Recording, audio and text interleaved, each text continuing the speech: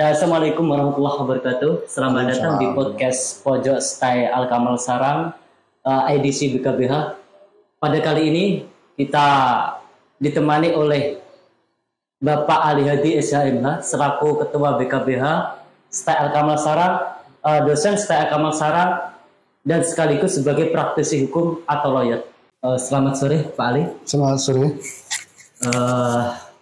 Jadi ada beberapa pertanyaan mengenai terkait tentang apa sih itu BKBH dan tujuan BKBH di suatu lembaga Stay Al Kamal Sarang itu untuk apa dalam terutama dalam masyarakat, dalam mahasiswa dan lain sebagainya. Oh ya, terima kasih. Saya perkenalkan dulu bagi para mahasiswa yang mungkin di Stay Al Kamal yang belum tahu saya, tapi paling tidak untuk yang HKI sudah sering ketemu dan sudah hafal dengan saya. Tapi untuk yang NPI terutama mungkin ada yang sudah pernah lihat tapi belum tahu nama. Saya perkenalkan dulu, tadi disebut oleh narasumber atau Mas Joko selaku host di sore hari ini. Saya Ali Hadi untuk dosen Al Kamal jurusan HKI. Kemudian untuk mata kuliah yang saya ampuh sementara ini ada dua, yaitu hukum acara peradilan agama Islam dan juga ada hukum acara perdata, juga hukum acara pidana. Dan pada kesempatan sore hari ini saya selaku dosen yang juga mengampu atas BKBH, berusaha untuk selaku ketua. Tadi sebagaimana pertanyaan dari Mas Joko terkait dengan apa itu BKBH dan apakah itu apa namanya? Tujuan ya. Tujuan dari BKBH. Tujuan dari BKBH. Kita flashback ke belakang jauh sebelumnya bahwa Stay Al Kamal sendiri berdiri di tahun 2008. Itu kemungkinan besar waktu itu yang dipromotori dan diaktori oleh almarhum Profesor Mustafa Soeb, yang kebetulan juga selaku ketua Stay Al Kamal. Memang di awal mula getol banget dengan adanya bantuan hukum. Nah, bantuan hukum di sini sifatnya bisa untuk warga di lingkup Stay Al Kamal sendiri maupun secara umum, kan begitu. Kemudian BKBH itu sendiri sebenarnya dibentuk berdasarkan kebutuhan, yang mana BKBH adalah perwujudan dari laboratorium hukum yang dibutuhkan oleh jurusan HKI. Jadi BKBH itu adalah bisa sebagai laboratorium hukum itu sendiri dan juga sekaligus memberikan sosialisasi hukum kepada masyarakat dalam arti sebagai lembaga bantuan hukum. Nah, itu di awal mulai seperti itu. Kemudian disambung dengan peran, tujuannya adalah kita untuk mengejawantakan bahwa selain teori praktis, secara teoritis, maka diberikan praktis untuk bisa mengaplikasikan hukum acara, yang mana sebagai laboratorium itu kan nanti diberikan pemahaman secara dasar bagaimana tata cara sidang dan bagaimana hukum acara berlaku baik itu di hukum acara perdata maupun di hukum acara pidana. Seperti itu. Gini lagi Pak, bagaimana sih proses kerja BKBH ketika memberikan bantuan hukum kepada klien BKBH itu sendiri? Contoh katakanlah entah itu dari mahasiswa atau dari masyarakat luar yang ingin membutuhkan terkait tentang dinamika yang dimana dinamika tersebut itu menyentuh mengenai terkait tentang hukum. Proses kerja BKBH itu sendiri itu gimana? Langkah-langkahnya ketika memberikan bantuan hukum? kepada kliennya? Kalau itu sebenarnya begini, BKB itu adalah wadah.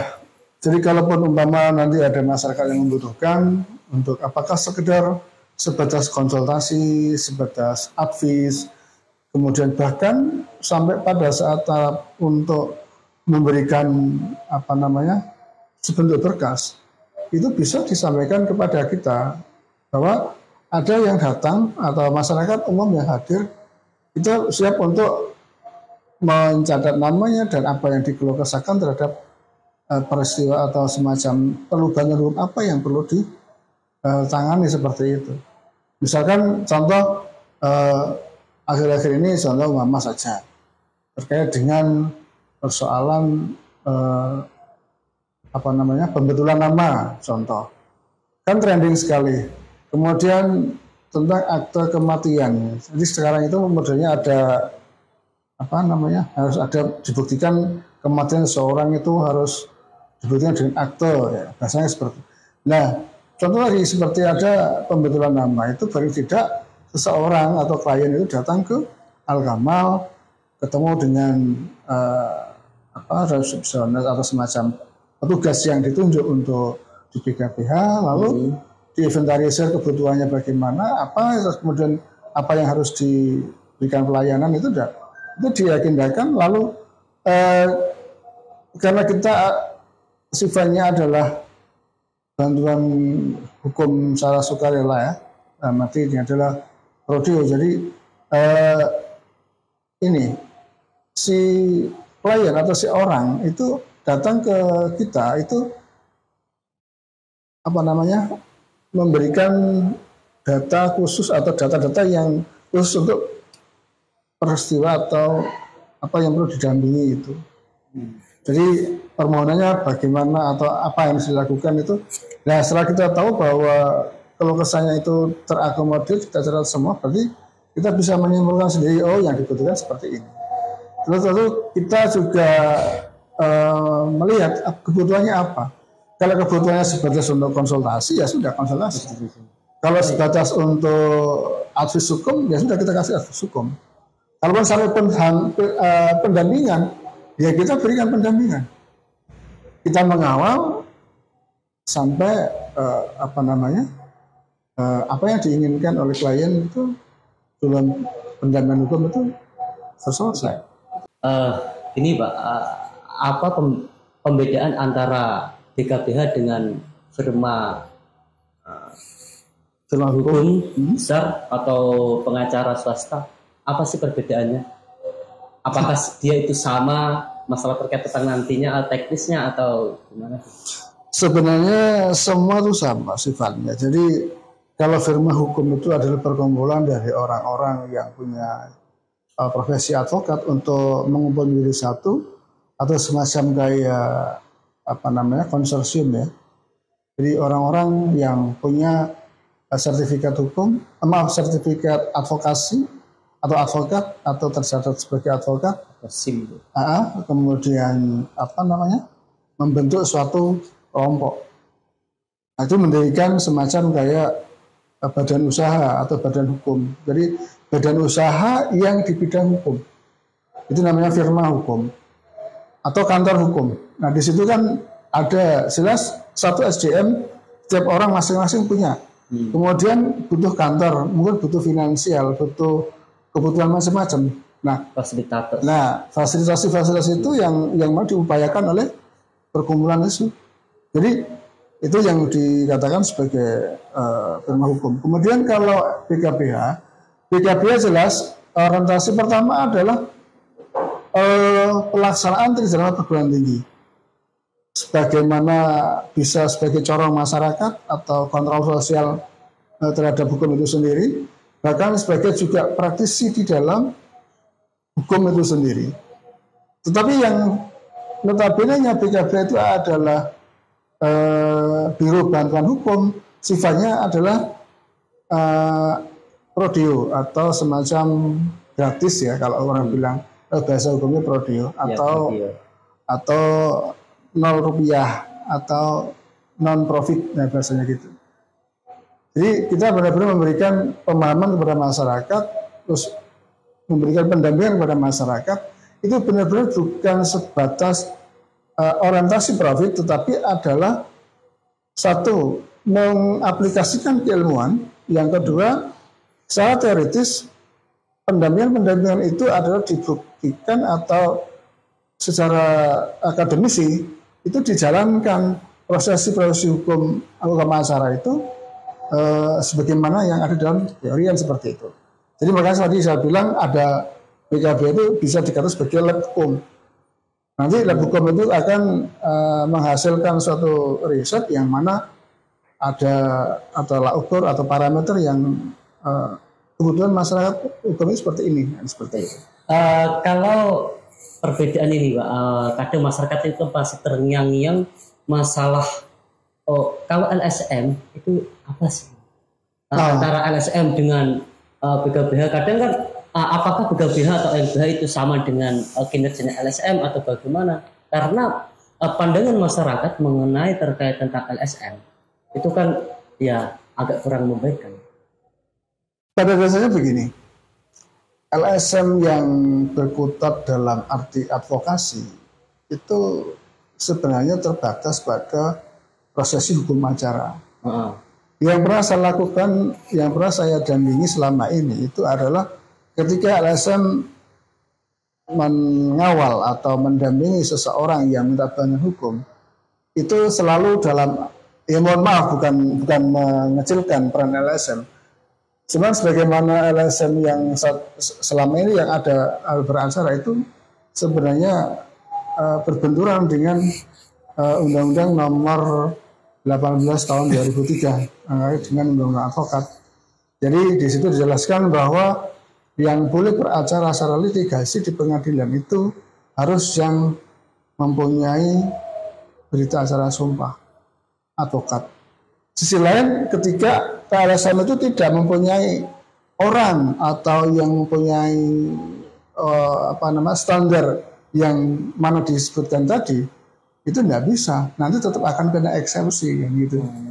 Jadi bahasanya ya mohon maaf, bukan menghasilkan peran dari LSM, tapi seharusnya pertimbangannya adalah LSM harus mempunyai advokat. Iya. Sebagai salah satu persyaratan untuk bahasanya untuk mensiasati ya, seperti itu. Jadi tidak semua sembarangan LSM bisa mewakili orang. Oh, no, tidak bisa. Sebagai kuasa hukum itu tidak bisa. Karena nanti bisa bertentangan dengan undang-undang advokat itu sendiri. Gini lagi, Pak, jika nanti kan gitu, pasca podcast ini suatu saat nanti ada masyarakat dari luar Rembang atau dalam Rembang, ketika mengakses layanan dari BKBH itu gimana caranya? Apakah dia itu lewat narahubung nomor WA atau link atau bagaimana? Ya bisa menghubungi nomor yang sudah disediakan untuk pelayanan di BKBH Al-Kamal Sarang. Nanti melalui bisa ditampilkan di media ini juga bisa di bawahnya. Oke.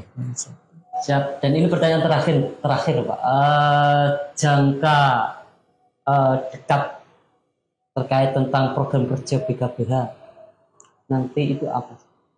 Yang jelas, yang jelas begini, bahwa BKBH adalah sebagai laboratorium hukum atau sebagai laboratorium HKI ya, syariah. Jadi yang paling dekat untuk semasa depan itu adalah kita melakukan diskusi hukum, karena akhir-akhir ini pun juga banyak hukum yang perlu kita diskusikan, terutama untuk skala nasional maupun regional. Dan di lingkungan kita juga banyak hal-hal yang perlu kita sentuh terkait dengan banyak hal di wilayah Rembang contohnya.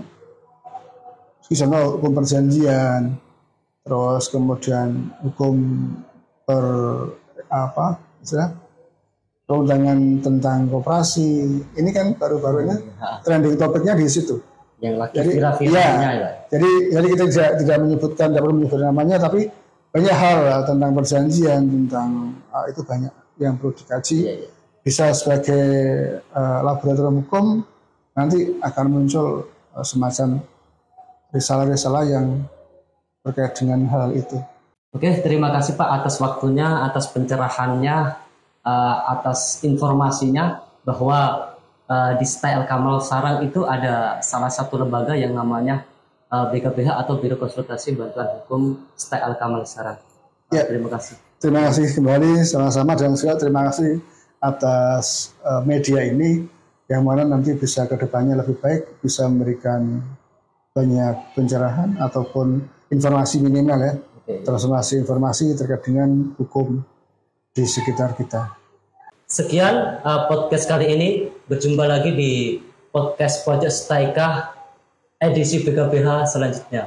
Assalamualaikum warahmatullahi wabarakatuh.